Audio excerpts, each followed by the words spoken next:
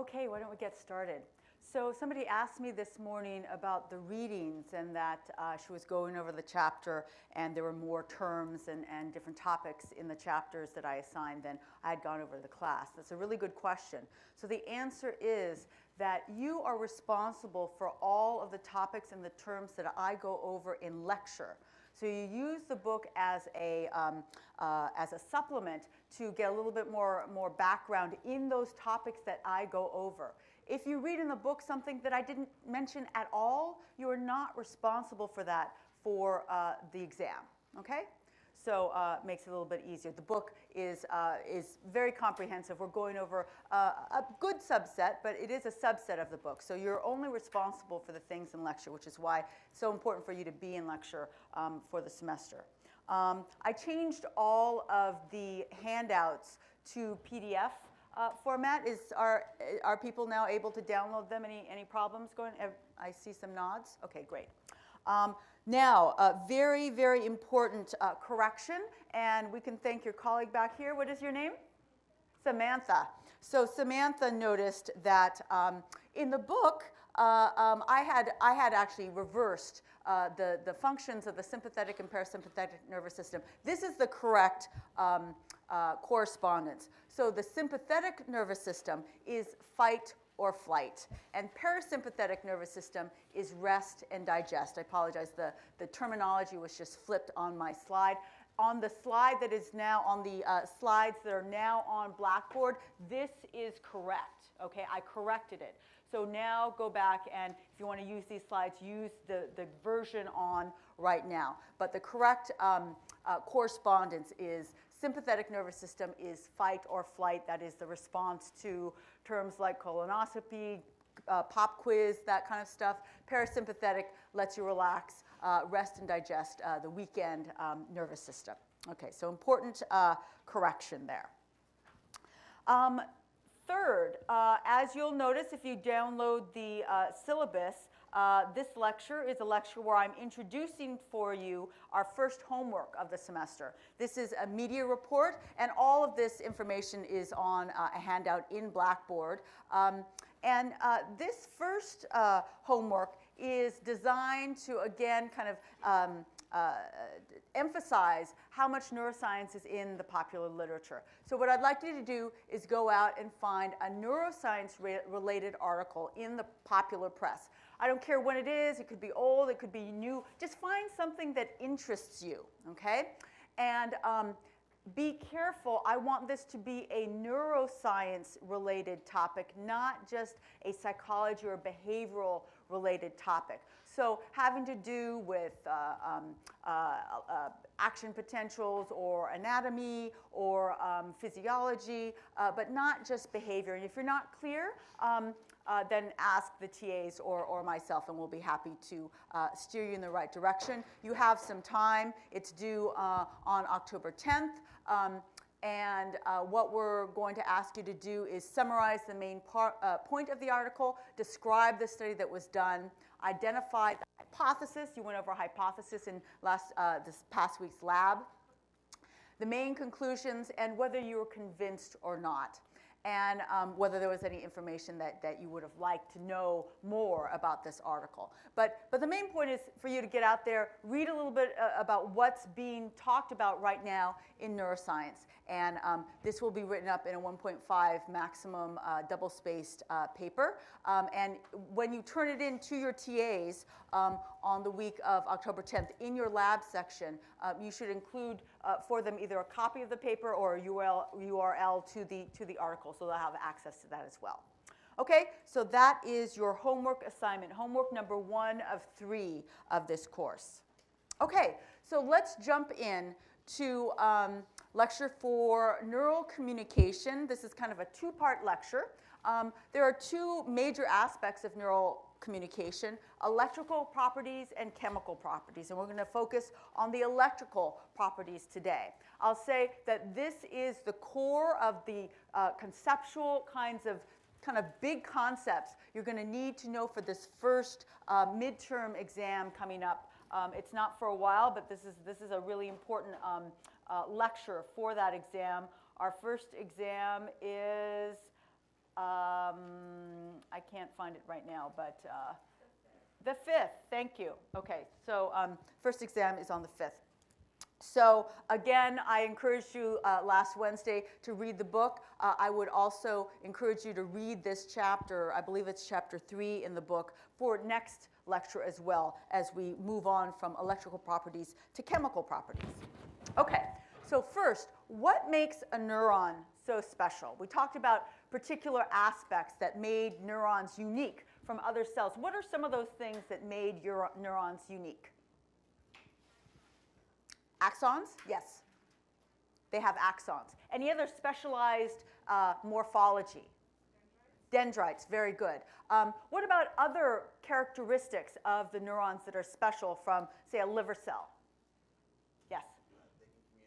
They can communicate, perfect. Okay, structural differences, axons, dendrites, specialized membranes, and functionally, they communicate with each other via electrical and chemical signals. So let's talk about what's the difference between electrical and chemical communication. So there are these two types of communication that happen in neurons. Electrical communication happens within the neuron, okay? From this point all the way down to the axon, we're talking about electrical communication. That's what we're going to be focusing on today. When the neuron then communicates with the next neuron in the chain, we move to chemical communication at the level of the synapse that we're illustrating here. So chemical communication happens between neurons transmitting at the synapse. Okay, so that's actually next lecture. Today we're going to focus on electrical communication within the neuron. That's our goal for today. Okay, so why is this so important? Really, this particular lecture and this topic is so important because electrical signals are really the vocabulary of the entire nervous system. Einstein thought of his theory of relativity because of these kinds of signals. Leonardo da Vinci created his art and conceptualized his art because of this. Galileo came up with all of his major principles because of exactly what we're going to be studying today, the patterns of electrical activity. Okay, so what we're going to start with is what happens and what are the electrical forces of a neuron just hanging out, a neuron at rest. Okay, so a neuron at rest can be considered a balance of electrical chemical forces, and we're going to talk about exactly what that means. First, I have to introduce several terms that some of you may be familiar with. Ions are electrically charged molecules, and there's two different categories. Anions are negatively charged, and cations are positively charged ions. So we'll be talking about, for example, potassium, K, the symbol K. Potassium is a cation. It's positively charged. Sodium, Na is its signal, we'll be talking a lot about today, is also a cation. These different ions, including potassium and sodium, K and Na, are dissolved in intracellular fluid that's separated from the extracellular fluid by a cell membrane. So these ions can be found within the cell, and the fluid inside the cell is called intracellular fluid, and it's separated by that cell membrane from the extracellular space. Okay? So there's differences in the electrical signal on the inside versus the outside of the cell. And this first section, what we're going to do is figure out why that is. What are the forces that are causing the inside to be different from the outside? So let's measure. Let's do a little thought experiment here. You have your happy little neuron in a dish, and you have electrodes to be able to measure the potential across 2 points. This is the ground electrode or reference electrode here in black, and the red is the recording electrode. So what this measures is whether there's any electrical differences in cations or anions, positive or negative charges between these 2 points. Right now, this electrode is in the extracellular space, and the reference is in the extracellular space. Here we blow this up. You can see the electrode tip, this red tip here, is on the outside of the cell, just like the reference electrode. So it's in the same exact extracellular medium. There's no difference. It's exactly the same. There's no difference between these two electrodes. And what you see on the oscilloscope after you put it through an amplifier is zero difference between these two electrodes. But now we're going to actually impale this happy little neuron here. And here you see the electrode piercing through the membrane. And now the tip of the electrode, where we're measuring here, is on the inside of the axon, and the reference is on the outside. What is the difference there?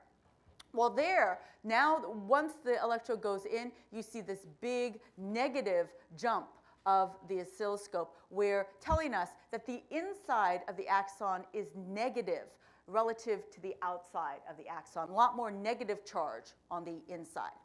And so we're going to ask, why is it negative? What are the forces and the physical properties that make the inside of the axon negative relative to the outside? Simple question, okay?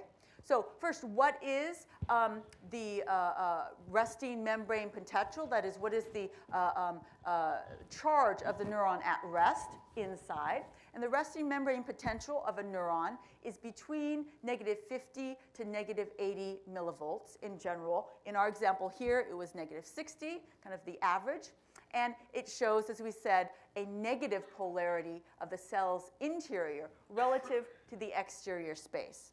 But the key question that we're going to address is why is the resting membrane potential negative relative to the outside? And there's two key features that we're going to consider to answer this question, why. One is specialization of the membrane. There's something about the cell membrane that is making this difference, allowing this difference to happen, the negativity on the inside relative to the outside.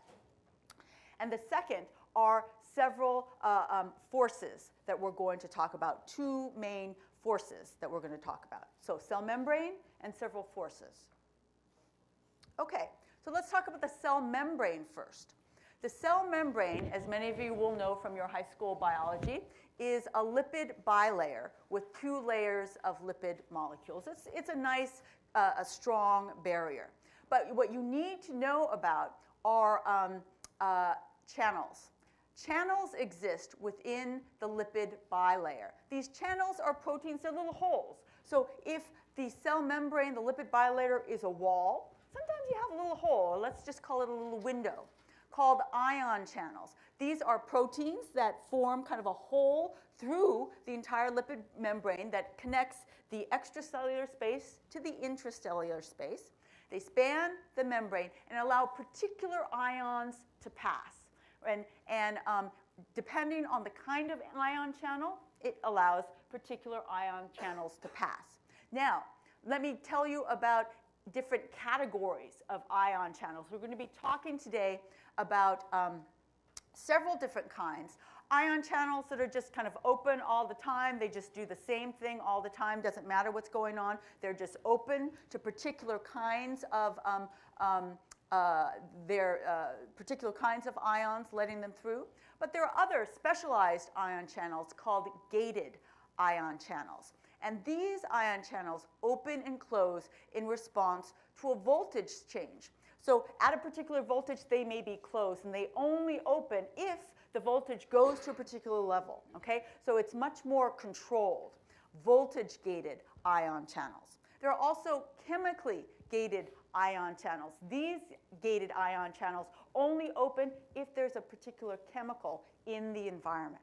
And the third example is a mechanically gated ion channels. We're going to get to that when we get to the somatosensory system of the body, because these ion channels that are found right on your fingertips, for example, will open with physical force. you press your hand, and these ion channels open, and that allows that action potentials or signals, I should say at this point, to then be propagated. Just physical movement can open some of the gated ion channels, okay? But for today's lecture, we're going to focus on two types of ion channels. The kind of vanilla, I'll call, ion channels that are just open all the time to particular ions with not a lot of specialization. And the second type we'll talk about is voltage-gated ion channels. We're going to get to that towards the end of the lecture. Okay, but just know that these ion channels are contributing to the negative potential that you see on the inside, and I'll tell you exactly how. Now, for the resting membrane potential, some of these ion channels are open all the time. These are the vanilla ion channels that I talked about, and some of them, many of them that are found on the neuron cell membrane, allow only potassium ions, these potassium cations, the positive ions, to cross, okay? We say that the neuron and the neuron cell membrane shows a selective permeability to potassium. It can enter or leave the cell freely. But what makes it enter or leave the cell? I mean, what are the forces that make it decide, oh, I'm going to go in right now, or I'm going to go back out? The thing that makes it contributes to whether potassium is moving in or out of the cell has to do with two forces that drive ion movement. These are very important to understand. The first is something that you should all understand. It is the force of diffusion. Diffusion causes ions to flow from areas of high concentration to areas of low concentration along what's called their concentration gradient. Simple diffusion. If you have no barriers there and there's high concentrations, it's simply going to flow down. How do we know this? We see this every single day with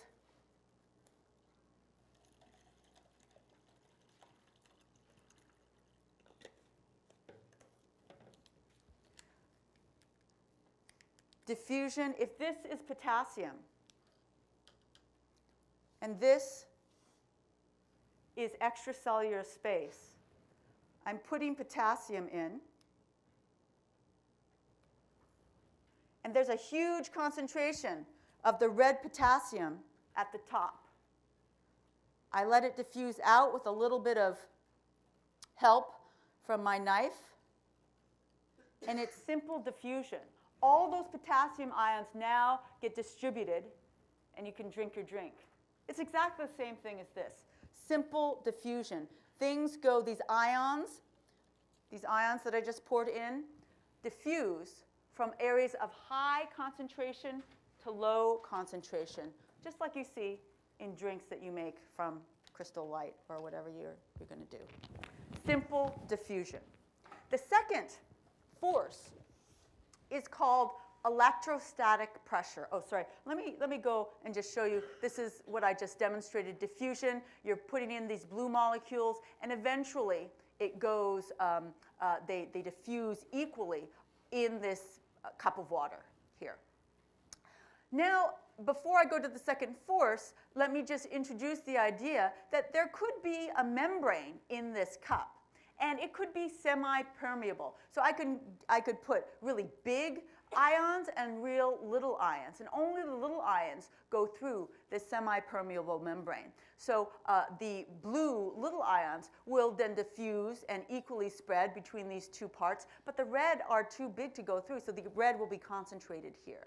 Okay? So this is the introduction of the idea of the cell membrane. The cell membrane is there, but it's only permeable to certain things. One of the things it's permeable is to this potassium that I just put in there. The second major force driving ion movement is what's called electrostatic pressure.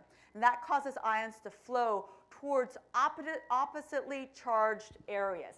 Everybody knows this by playing with those little trains that have little magnets on the end, and you put all your little trains together. And everybody played with the fact that sometimes if you put two trains together, they wouldn't go together, right? Why is that? The same charge. So if you have the two magnets with the same charge, they won't go together. It's only the positive and the negative charge of those little magnets on your little train that go together. In fact, they're really attracted together. Same kind of idea with just on a teeny tiny level, at the level of the neuron. We are talking about electrostatic pressure that causes ions to flow. If you're positive, you flow towards negative. If you're negative, you flow towards positive. If there's too much positive over there and you're positive, you're not going to go over there because there's too much positive over there. And that's shown right here. So for example, if you're a potassium ion, now what charge was potassium again? Positive. So it would be attracted towards what? A negative charge. Great. Okay. So what's negative in the cell? Very important to understand. Within the cell, there are lots of negatively charged proteins inside the cell. They just are there. They're born there. They live there. There's lots of proteins inside the cell. It has to do with, all the machinery that's in there, and they happen to be negatively charged. So the inside of the cell starts out negative because of the presence of these negatively charged proteins. And that tends to make the inside of the cell negative. The other mechanism that you need to know about, that is, I'm going to introduce it now, but it's more important towards the end of the lecture when I get to action potentials. That is the presence of something called the sodium-potassium pump. And what I'll say here is that it does help maintain a resting membrane potential. But at rest, when nothing else is happening, it's not doing much. So let me tell you what it does, and eventually by the end we'll come back to it and we'll see exactly what this does to help maintain resting membrane potential. What the sodium-potassium pump does is it's a specialized pump. It's an ion channel, but it's special because each time it works, it pumps 3 sodium ions, another positively charged ion, out of the cell for every 2 potassium ions it pumps in. This potassium pump uses energy, a lot of ATP. I'm not going to go over all that. It's just energy. In fact, the presence of the sodium-potassium pump in the membrane of neurons is one of the biggest energy users of the cell. Okay?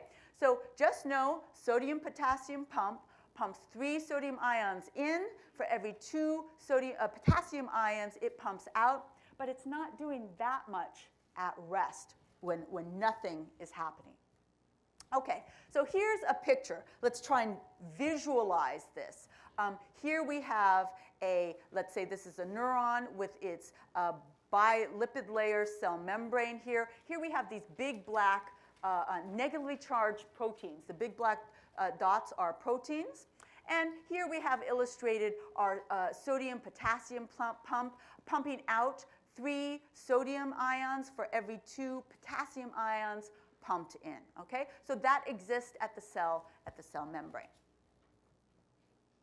Now, at rest, potassium ions move into, so remember, I told you that within the cell membrane, there are these vanilla ion channels that are open to potassium. Potassium can do whatever it wants, okay? So I'm potassium.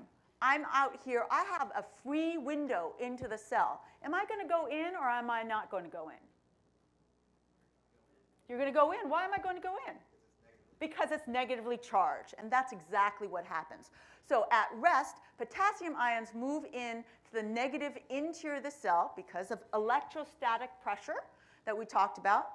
And as potassium ions build up inside the cell, they also diffuse out through the membrane along the concentration gradient. So they go in, and then maybe there's too many that go in because they all got attracted, and then they go back out, and they just come to what's called an equilibrium.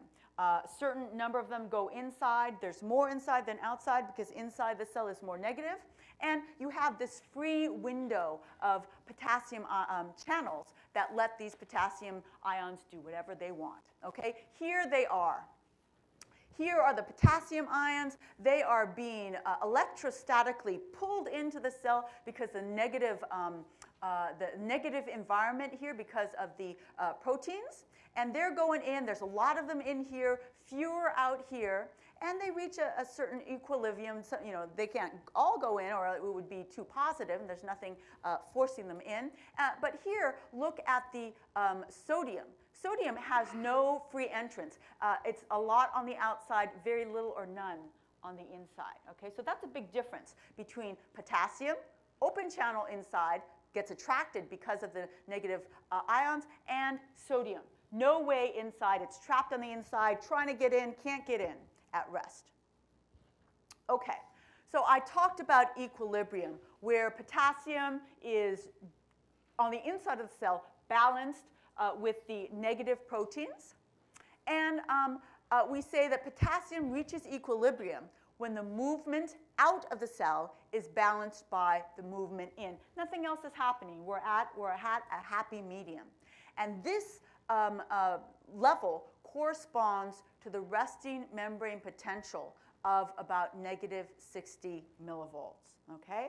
So these are some of the major forces that are resulting in what we already did. We already showed you what this is. This is the electrode sticking inside the neuron, and we're seeing a negative 60 millivolt potential, mainly because of the negative proteins, but it's balanced off a little bit because the potassium is going in. Why is the potassium going in? Because it has these free window into the cell, the potassium ion that's, the potassium channel that's opened all the time. And poor sodium is still on the outside, can't get in. Okay, so one important equation that I want you to know at least the name of, you don't have to know all the math behind it, but the Nernst equation is a very important equation in neuroscience because it predicts the voltage needed to counterbalance the diffusion force pushing an ion across a membrane. So the Nernst equation is simply useful for calculating how much force you need to counterbalance the diffusion of an ion into the cell, and it helps you predict at what potential, negative potential or positive potential, that ion comes to equilibrium from. So this prediction, as I said, is the resting membrane potential for that ion, the Nernst equation. Just know that. So the Nernst equation will predict that the resting membrane potential for potassium is negative 60. Okay, so let's review. We started with the question, what makes that inside of the neuron negative? Negative 60. How come it's negative 60? And we talked about the major factors underlying the resting membrane potential. One, there are intracellular proteins in there. They just live there and they are negative. Okay? That's one major factor. Second, there is a sodium-potassium pump there, even though we said that it's not doing a whole lot at rest. We're going to come back to that, but that's an important feature. Major feature, permeability of the cell membrane to potassium. Just open channel, no holds barred, just potassium can go wherever it wants to through these channels, but also dependent on forces like diffusion and electrostatic forces. Also, lack of permeability of this neuron, of this membrane to sodium. Diffusion, as I said, and electrostatic forces. All of these things are resulting in the negative potential of negative 60 inside the cell relative to outside the cell. Okay, so these are all the factors and the forces that you need to understand. We're going to ask you why the membrane potential is negative 60, or we're going to ask you what diffusion has to do with the negative membrane potential, or what electrostatic forces have to do, and how they contributed to the negative potential. So that's the level that we want you to understand this resting membrane potential. Explain why it's negative 60 inside the cell. Okay, so let's do a little test. So I'm going to be revealing these. So are there more proteins inside the cell or outside the cell? Inside. Many proteins inside versus outside. What about sodium? Is there a lot inside or a little inside? Little. Very good. Few, little inside. What about potassium? Inside a lot, many, or few? Many. And we didn't talk about chloride or calcium. You don't have to know that. It just happens to be the largest proportion of these ions that we're going to focus on is potassium. Potassium's the only one that's a lot on the inside. All these others are on the outside. Okay, and so you can now look at this figure in the book and really understand and be able to predict where these are. You'll see a lot of the big black proteins on the inside, very few on the outside. You'll see a lot of potassium on the inside, the orange dots, very little on the outside. But what you see a lot of on the outside is the blue sodium, the green chloride, and the white calcium. Chloride and calcium, don't worry about that. But you do need to know and be able to reproduce the sodium, potassium, and proteins inside versus outside. Okay, great. Now, I just described for you in 25 minutes something that it took years and years to identify and figure out. And this was actually Nobel Prize winning work. Nobel Prize in 1963, work done in the 1950s by Hodgkin and Huxley. And first what they did is they measured, they were the first to actually directly measure the inside membrane potential of a neuron. That was actually very, very difficult to do. They had calculated what it should be based on the Nernst equation. They predicted that it would be negative and probably about negative 60. But at that time, it was very difficult to impale neurons. And their strategy was to find the biggest honkin' neuron that they could find and then stick an electrode in, and then they could get measurements, clear measurements. And what they used was a giant squid axon. I'm not talking about these giant squids that are like 3 men length long that you get from the deep ocean. These are pretty darn big squids, and they just have the name giant squid. But let's look, just to give you a feeling for what they did and how they did this. We are going to look at a quick movie here. Okay, squid dissection.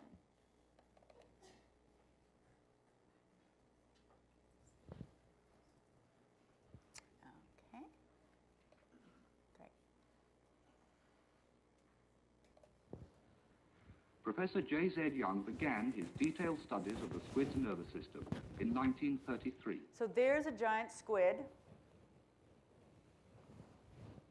Opening the mantle cavity in the mid-ventral line exposes the squid's true body wall, through which the viscera can be seen.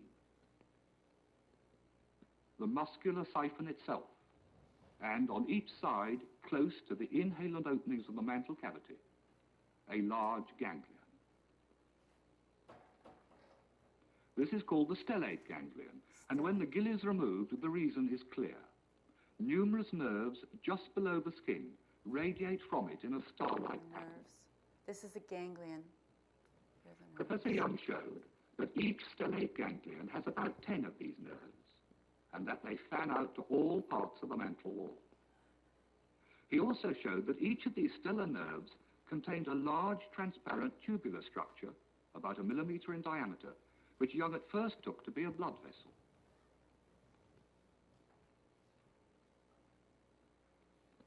In transverse sections, though, he found that this structure was, apart from its size, little different from the numerous small nerve fibers which surrounded it. Moreover, unlike a small arteriole, it never contained blood or amoebocytes. Examination of the stellate ganglion, particularly in the small transparent squid Haloteuthis, showed that all these tubular structures arose within the ganglion itself. Closer examination of the dissected ganglion confirmed this, and detailed studies of its histology convinced Young in 1936 that each of these tubular structures must be a single nerve fiber, a giant axon formed by the fusion of very many smaller ones. Young confirmed this hypothesis when, using a pair of simple electrodes, he stimulated a stellar nerve. Large contractions of that part of the mantle served by the stellar nerve were only obtained if the tubular structure within it remained intact. These structures, therefore, must be single nerve axons, each almost 1 millimeter in diameter. Okay, so those are ganglion. We talked about the ganglion. You saw the nerves coming out. What is a ganglion? Grouping of cell bodies. Very good. And so what do you suppose these axons are doing? You saw what happened when he stimulated the axon. What are these axons doing in real life, do you think? Motor functions. They're moving the squid around, allowing it to swim, because when you stimulate it, you saw the contraction.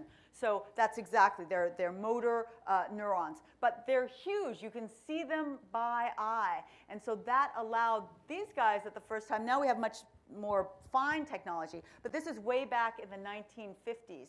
They were able to first identify these large axons and then determine that they were neuronal axons and then record from them specifically. So let's just look at the next one quickly. We're going to look at part of this next movie. All of this was done at Cold Spring Harbor Labs right up in Massachusetts. An electrode was first placed inside the axon by Hodgkin and Huxley in 1939 at Plymouth, and by Curtis and Cole in 1940 at Woods Hole. Hodgkin and Huxley first made a plastic cell and mounted it on a platform which could be raised and lowered like a lift. As Professor Baker shows, the axon held by the cannula was then hung in the cell, which was filled with seawater and connected to an external electrode. The internal electrode, which was not attached to the lift, was then placed vertically above the axon, with its tip in the cannula.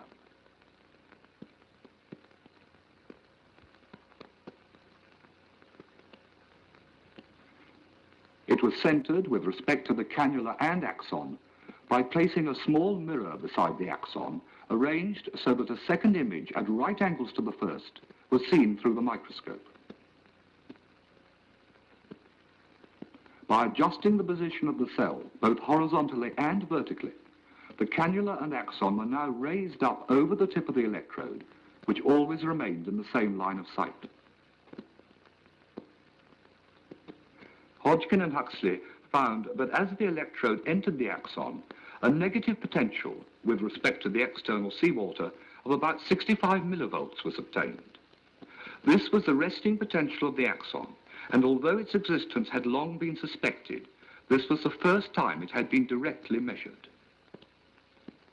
So that's exactly how they first showed definitively that the inside of the neuron at rest has this negative potential. And then all the rest that we went over, the proteins, the potassium, that was figured out in large part by Hodgkins and Huxley as well.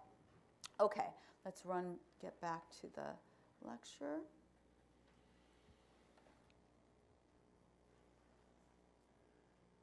Okay, so as I said, they measured for the first time the resting membrane potential in a living neuron from a giant squid axon.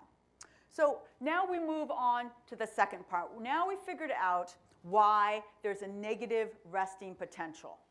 But you don't want to, neurons are just not at rest. They do things. They fire action potentials. So now we're going to ask the question, how do you change this resting membrane potential, and what happens to all these ions and all these channels when you change it?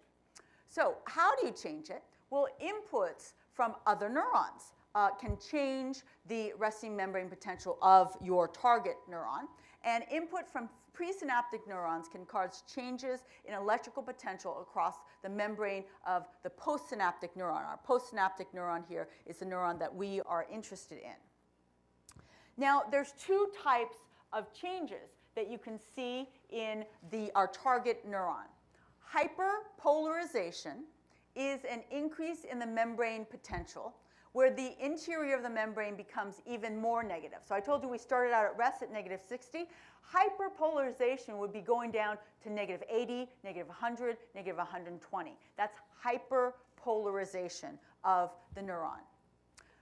In contrast, depolarization, as you might be able to guess, is a decrease in the membrane potential. The interior of the cell becomes less negative, going towards zero and sometimes even becoming positive relative to the outside. So you must know this. What is hyperpolarization of a neuron? Going more negative. What is depolarization? Going more positive. Okay? So that's what could happen. How that happens is through inputs coming in. But let's look at the differences between a hyperpolarization and a depolarization, because they do two very different things.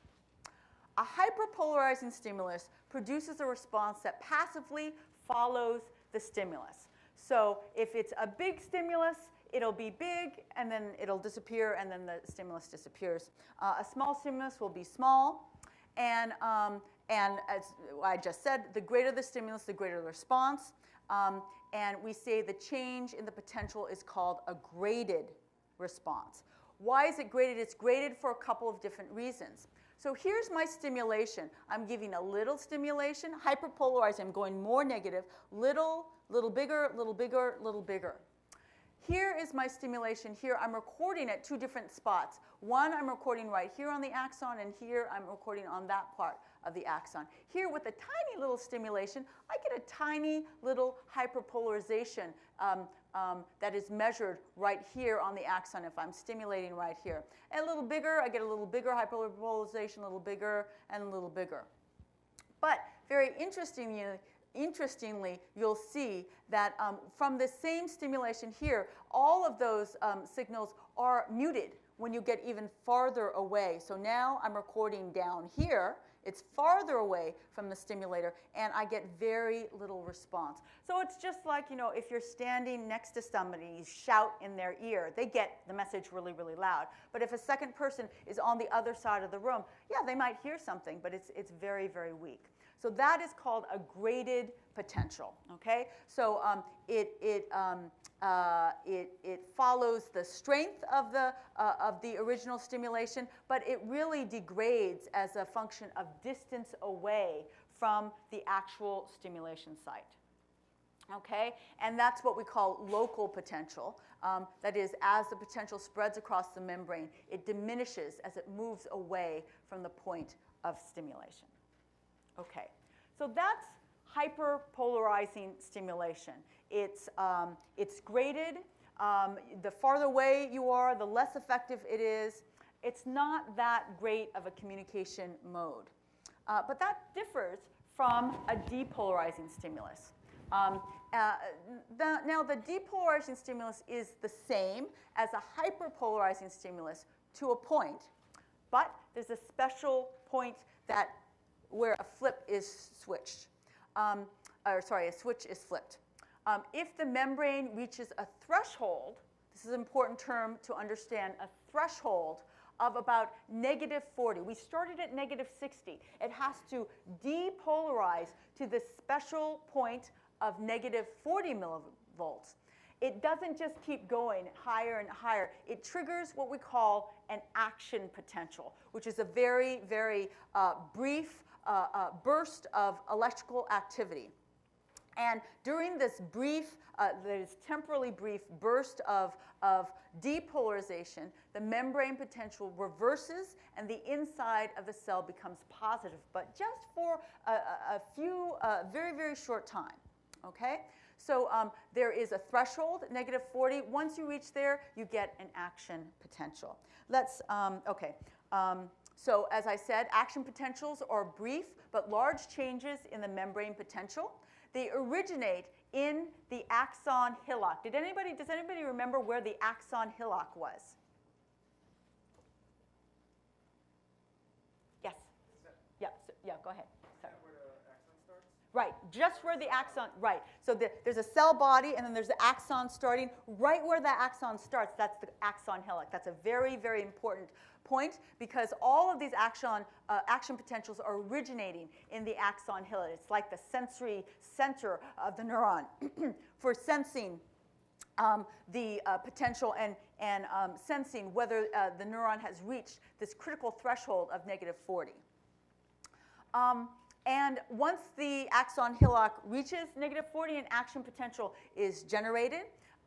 It is these action potentials, not just one, but the pattern of action potentials that carry information to postsynaptic targets. So this is, again, the mode of communication of the neuron. So we've gotten to the mode of communication. So let's focus on comparing and contrasting hyperpolarizing stimuli here from depolarizing stimuli right here. Okay? So remember our hyperpolarizing stimuli. Here is the stimulation. Little stimulus, little bigger, hyperpolarizing stimulus, bigger, bigger. We're recording from two different points, and we get this kind of increasing response as the increasing hyperpolarizing stimulation comes on.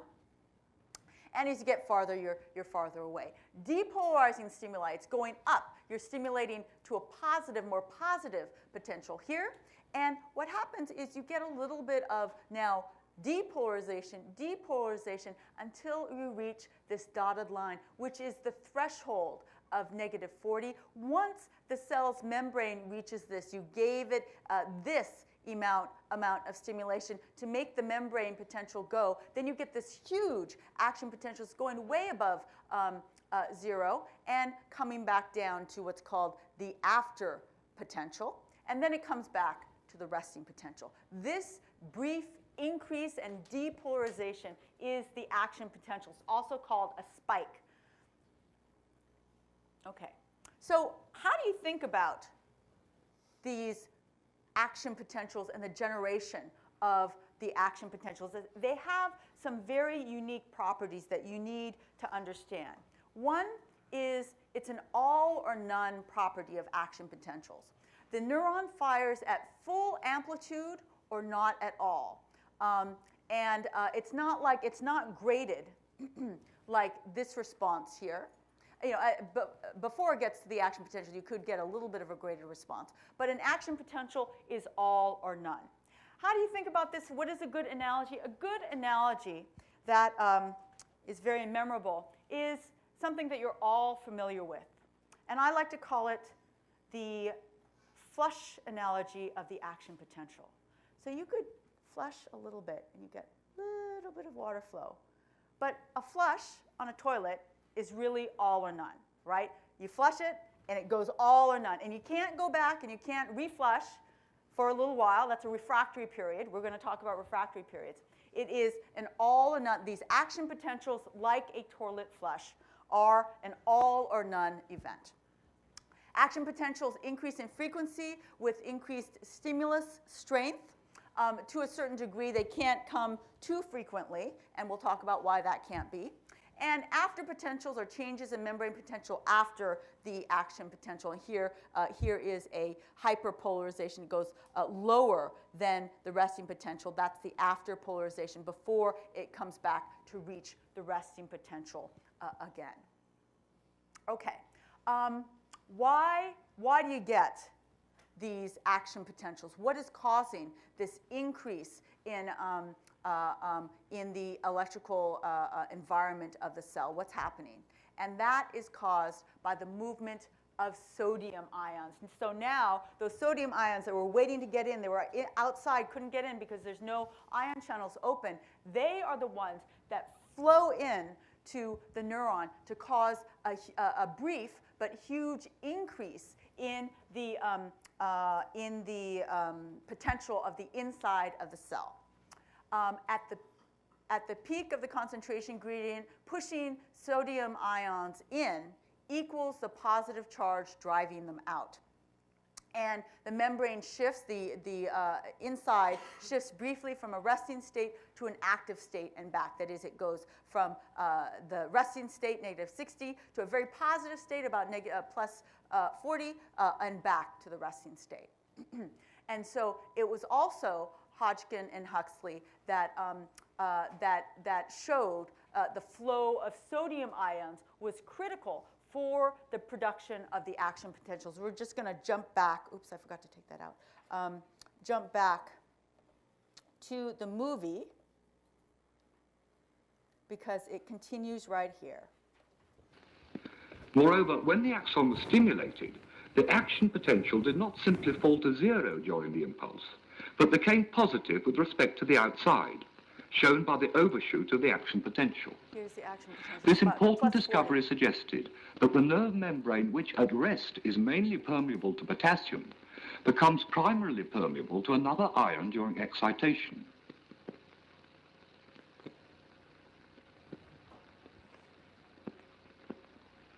This other ion is sodium, since if its concentration in the external solution was lowered, the action potential immediately became smaller, by an amount depending on the sodium concentration. If, as these experiments suggest, the action potential was dependent on the passage of ions across the membrane, it was obviously important to measure the currents carried by these ions. To do this, it is necessary to hold the internal potential at a chosen value. This is the powerful voltage clamp technique, originally developed by Cole in America and applied by Hodgkin, Huxley, and Katz. This technique requires that an extra electrode, the current electrode, be inserted into the axon. For this purpose, a double electrode was made by winding very fine silver wires around a thin glass capillary.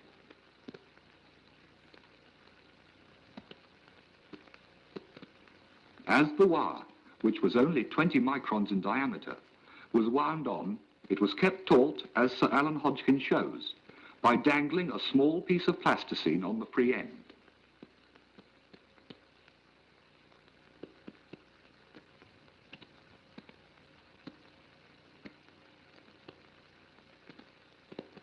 The finished electrode consists of 2 entirely separate spirals, insulated where necessary by shellac varnish.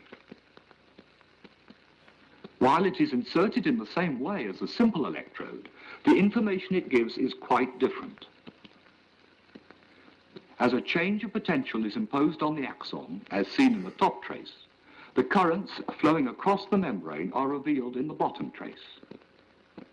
The early downward dip, seen on the left, is the transient current carried by the influx of sodium ions, and it is superseded by an opposite and persistent current attributed to the outward flow of potassium ions. Okay, so now we know that what you can do to determine whether it is potassium or sodium that's changing, that's causing the action potential. All you do is change the concentration. You don't let any potassium ions you don't let any sodium ions in the extracellular space, or you decrease them, and you see a very decreased action potential itself that showed definitively that it is the sodium ions flowing into the cell causing the action potential. So let's go back to our current understanding of these events. So what Hodgkin and Huxley showed, and this is very, very simplified. They had a really amazing set of findings for their Nobel Prize. Among other things, they showed that action potentials were created by the movement of sodium ions into the cell through channels in the membrane. And they modeled these changes in potential with elegant mathematical equations as well. We're not going to go over that. But we do need to talk about how the sodium gets into the cell when the membrane reaches this critical threshold. What's so special about the threshold? So now we're going to step back and remember what we talked about at the beginning, the different kinds of ion channels. And we're going to talk about the voltage-gated ion channels, okay? So voltage-gated, this time, sodium channels are our key target for the membrane. We're going to add yet another kind of channel in our neuron cell membrane. Right now we only had the sodium-potassium pump, and we had the potassium channel open all the time. Now we're going to add to our membrane the voltage-gated sodium channel. This channel is open in response to the initial depolarization. That is, it's open when the neuron gets to its threshold of negative 40 millivolts. The more voltage-gated channels open, the more sodium enter the more sodium ions enter the cell, and this continues until the membrane potential reaches the sodium equilibrium potential of plus 40 millivolts, and it's again the Nernst equation that will tell you what the sodium equilibrium potential is. Okay, so. The second voltage-gated channel that we're going to talk about, so we have voltage-gated sodium channels. Now, in addition to the vanilla regular potassium channels open all the time, those are still open all the time, we have now a voltage-gated potassium channel. And this is like an extra safety valve. As the inside of the cell becomes more and more positive, it actually activates the voltage-gated potassium channels. And what happens is the inside is becoming very, very positive. There's too much positivity in there. And so as these voltage-gated potassium channels open, it allows even more of an exit gate for potassium to move out. And the resting membrane potential is restored. But now you have this inrush of sodium and outrush of potassium. We're now not quite at resting potential. Now is where you see the value, I hope, of the sodium-potassium pump. It's after these action potentials, when you're out of balance and you have more potassium inside the cell more sodium inside the cell and potassium that has just gone out. Now you see the value of this energy-deriving pump or energy-using pump that pumps out 3 sodium ions for every 2 potassium ions coming in. Now you can see why the cell needs that, okay? Any questions so far? Is that clear? Okay, good. So let's go through this step, and I would highly recommend, this is the figure from your book. You really need to understand each one of these figures and understand each one of these schematic diagrams that we're going to go over. Very, very valuable. Okay, so we're going to start at rest. Resting, we started with this at the beginning of the lecture. We have our vanilla kind of potassium channels open all the time, just open all the time. But we have 2 more channels that I just told you about. These blue ones are voltage-gated sodium channels, and this shorter one, brown one, is the voltage-gated potassium channel. The only one open for business all the time is the regular vanilla potassium channel. We're at rest. We have negative 60 millivolts on the inside relative to the outside. But forces come in, inputs come in, and the membrane is depolarized, and it hits this negative 40 millivolts, the threshold for the action potential. And what happens is you get, once you hit the threshold, we jump to here, and you get immediate opening of these voltage-gated sodium channels, okay? Voltage-gated sodium channels open just as the membrane potential hits -40, and what happens is, remember, you have all those sodium ions waiting to get in. There's no sodium on the inside, and so those sodium ions, once that channel is open, they rush in. And that causes that huge and fast increase of the membrane potential up and up and up. The more the membrane potential goes up, the more sodium ions go up until it reaches plus 40 millivolts. Again, that's the resting potential there, and then there's no more rush of sodium ions in. Because sodium is coming in, it's getting very, very positive, you have the potassium ions fleeing out because it's becoming too positive inside. That happens.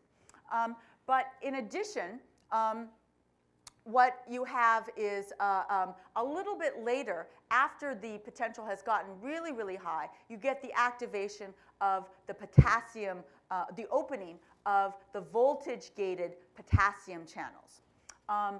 At the same time, the opening of the voltage-gated potassium channels helps even more potassium come out of the cell. And at the same time that these potassium channels, voltage-gated potassium channels are open, you get an inactivation of the sodium channels. So these kind of get worn out. And so they open up, they rush, they rush in they allow all of the sodium to rush in, and then they get inactivated, okay? And then finally, when the membrane comes back down, of course, these just close because they're not activated by the change in the membrane potential anymore. And the voltage-gated potassium channel, again, they're only activated way up here at this voltage. They close as well, and you're left with a situation kind of like this, but now you have more potassium on the inside, more sodium on the inside and less potassium on the inside, and this is where your sodium-potassium pump starts to work to bring everything back to equilibrium. Okay. Now, I also want to go over two very important concepts. The major concept is called refractory period. This is a period where it's much harder to elicit a second action potential after a first action potential has been elicited. There is two different kinds of refractory periods, an absolute refractory period and a relative refractory period. The absolute refractory period happens in this relatively short period right here. In this time, there's no way you can do like a double action potential here. It's everything, all your sodium channels are being used for the single action potential. No more sodium channels to be activated to get like a double potential. This is absolute refractory period. No possibility for another action potential. This is the relative refractory period. Here, you can possibly get a second action potential, but you have to really stimulate it. And you have to really stimulate it because at this point, you have your voltage-gated potassium channels opening up. They're letting more and more potassium channels out. You're getting more negativity on the inside. So you really have to stimulate hard to activate all of the possible sodium channels that haven't been deactivated from the first action potential. It can happen, but it's very hard, and then we call that the relative refractory period. And then in this point, when the membrane potential is getting back to resting, then it goes back to its normal state. Okay? So I just wanted to remind you of these factors underlying the resting membrane potential that we talked about. The negative intracellular proteins, the sodium-potassium pump that is mainly now, you understand, active after action potentials to rebalance the things coming in. Sorry, yes? What's the time frame for the action potential? Yeah, so it's very, very short. It's on the order of milliseconds. So action potentials can't fire more than one every couple of milliseconds. So this is a very short, very short time frame. Good question. Yes? What factors cause the initial reaching of the threshold point? Yeah, so the factors that cause the reaching of the threshold are, let me just go back. So the question is, what are the factors that cause the membrane potential to change? And here, it is the inputs from the other axon onto this cell. And that's the chemical transmission that we're going to go over next time. So we're going to talk about that. But just know that it's the inputs from the axons terminating on the dendrites and the cell body of this neuron that are changing the potential. It could change up or down. There are inhibitory inputs as well, but we're focused on excitatory inputs. Any other questions? Okay, good. Great.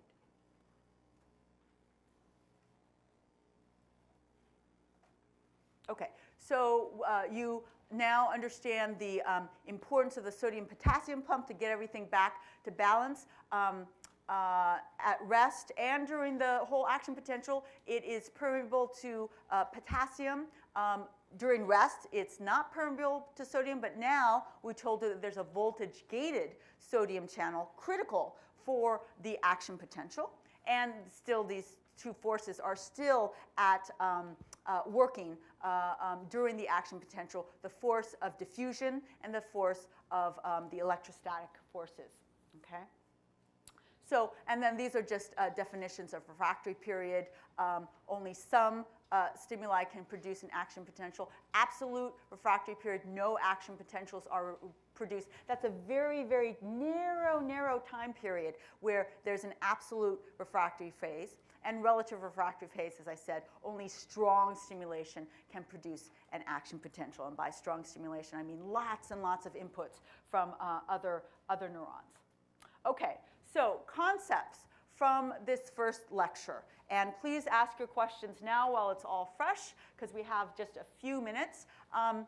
Electrical versus chemical transmission. Of course, we focused on electrical transmission. We will cover chemical transmission on Wednesday. Yes?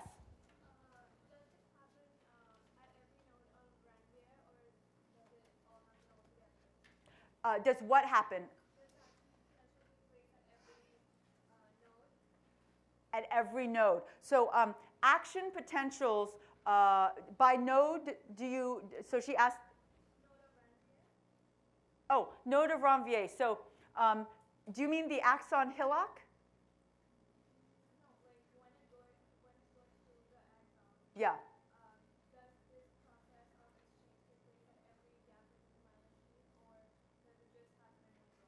Yeah, that's a good point. So we're going to talk about the node of Ranvier is the part of the axon that is not covered by myelin. And what happens is the action potentials jump from the hillock to the first node of Ranvier to the second node of Ranvier, and you get this whole sequence that I talked to you about, the rushing in of potassium and the rushing out of the rushing in of sodium, the rushing out of potassium, just at that node of Ranvier, and then it jumps to the next node of Ranvier.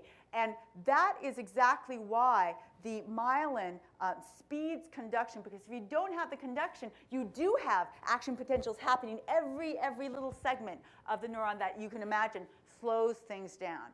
So yes, that gets a little bit ahead what we're going to talk about. We're going to talk about that at the beginning of the next lecture. Good question. Any other questions? Yes?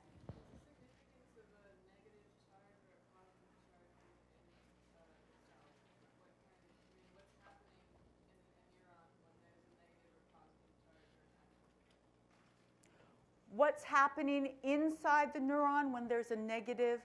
Sorry, what's the purpose of the charge change? If there's an impulse being sent, stimulus that changes the charge? Yes. What does the stimulus actually do? Is it sending some kind of particular message? Does the message change? Okay, so is your question, what is the nature of the action potential message? Okay, so what is the nature of the action potential message? And that is actually a very deep, interesting question. There are at least two modes of thinking about that.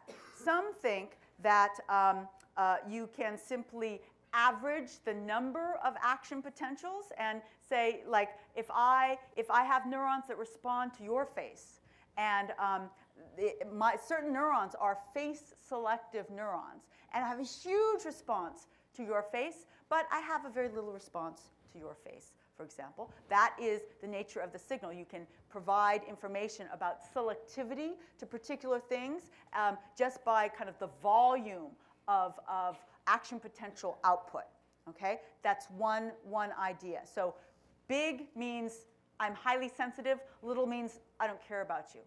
Others say that that's too crude for our neurons that have been evolved in this very, very precise way. And they say that it's not just the volume of action potentials that this neuron is firing. It's actually the pattern of the action potentials. So kind of like a Morse code. So is it a Morse code of if I have a particular pattern that says something, and I have a particular pattern to you, and I have a different pattern to you, and I have a different pattern to you, that might be a richer way to convey information. And that is a very, very deep and complicated debate. But that is basically what it's conveying. Information about whatever system that you happen to be in. I gave an example of a face selective system. Was that the question? Yeah, but then I'm also wondering what a stimulus would be that would, what hyperpolarizing versus acute would be. Okay, right. So hyperpolarizing stimulus will just not allow that neuron to fire. So let's say I'm a neuron and I really like to fire to your face. But I have another negative neuron, a GABAergic interneuron that is firing at me and does not let me fire at all to your face. I become insensitive to your face. This neuron simply cannot fire. And it's a push and pull. Maybe I don't want to fire to your face every single time. Maybe I have to ignore your face because I have to pay attention to other faces. But I'm a neuron that likes your face. How do I ignore your face? I'm just a neuron and I like to ignore your face. Well, I have negative inputs on me that suppress my firing to your face. And you can imagine that is kind of executive control. That is filtering out at a cognitive level certain firing patterns when I don't need to pay attention to your face and I have to look for somebody else's face, for example. Okay? Great.